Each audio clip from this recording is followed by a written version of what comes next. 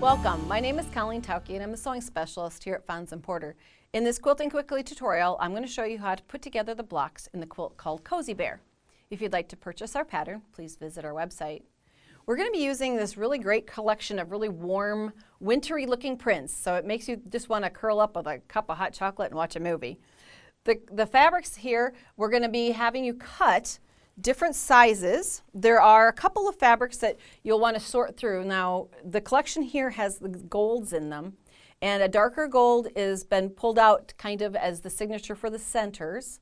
Not just one, but a couple of different golds, as you can see in the quilt behind me. And then the lighter gold has always been used and kind of set aside for these four positions within the block, kind of try to create a little bit of organization. Then the outer edge is a mix of browns and greens and reds, blacks.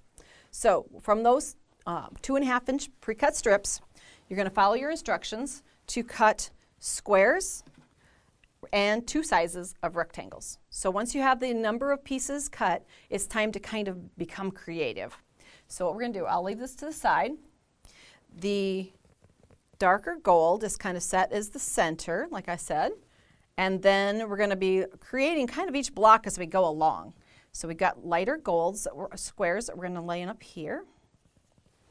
And then the fun part begins. You get to dig into your pieces and you can kind of create a great combination of colors. Now I've got ones that match my original block, but I would be using these 2 different sizes of rectangles to create the blocks. Now the fun part is that you really kind of need to follow the diagrams, because when I was first making my step outs, I kept thinking, which direction does that go? But there's a pattern to it. Once I lay these out, you'll see the rectangle's the long bar that shifts as it goes around the block, so that we create this. And then when we get everything in place, then it's to break it apart and make the units. So what we're really going after are units that look like this. We're not worrying about the center square at this point. We're just making the units that float around it. So what we're going to be doing is you would pick up, all of a sudden my brain goes to sleep. We're putting a square with a small rectangle. We're seaming here, opening it up, pressing, and then adding the long bar. So in place of this, now we have that simple unit that I talked about that looks like this.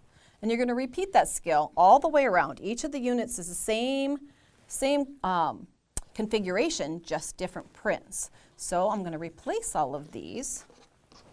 The nice part is once you get that block created and laid out the way you want it to be, then you keep creating these units. And you'll see they're broken apart, just like the diagram will be in your pattern. But then you say, how do I put this together? It's going to take a partial seam to get us started. So this is what we're going to do. We're going to take that center square. We're going to add it to one of the blocks, because we want to create a long seam here that then we can join a unit to. But we don't want to sew all of it. It's called a partial seam for a reason. We just want to sew about half of this. So I'm going to take it to the sewing machine, and I'm just going to sew about halfway down from the top edge into that, where that square is at. That center square. Whoops. Get my sewing machine set for a 1/4-inch seam. And we're going to sew just halfway down. Cut thread. And then take it out. Now, I'm going to lay it back in position so you can see what I'm doing. I only have half the seam sewn. I'm going to open this up. I'm just going to finger press to start. Then I'm going to add this unit. Right sides together. If you've sewn everything, this is the right length. Now we're going to take it back to the sewing machine. This is kind of a back and forth, so you want to create your blocks or have them on a board or a cutting mat that you could take right next to your sewing machine. And everybody will wonder how you got that little square in the center of your block. Okay, get across that. It's a good project. It uses the 2.5-inch square really efficiently. You aren't going to waste any fabric in the construction of this project. We'll get going here a little faster. It would be a fun project to do with a team member, so you've had a quilt friend or if you were teaching someone to quilt, because it's all straight seams. Now you'll notice we've got the seam ready to go here. So we're going to add the second one. And you could also even have, if you're a young person you want to teach to sew, this would be a fun time for them to play with the color combinations of lights and darks and how all that goes together. So they can experiment and have some fun. Okay, make sure my edges stay lined up. Go right through that 1/4 inch seam nicely. Okay. And we're going to construct this whole block out. Now, if I open that up, I'm going to finger press that seam open. Now you can take that to the iron and iron it if you want, but because of time, we're just going to finger press.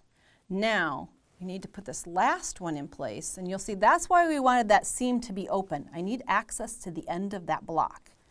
So now I pick up this edge, take it to the machine.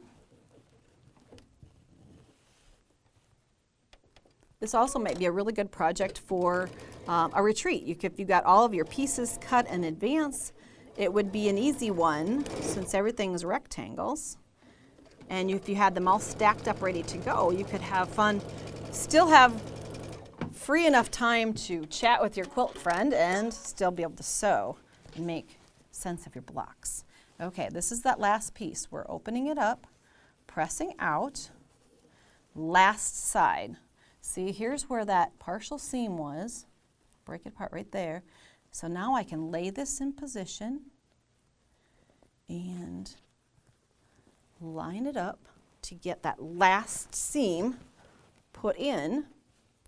And now you've accomplished what we call a partial seam or a set-in seam.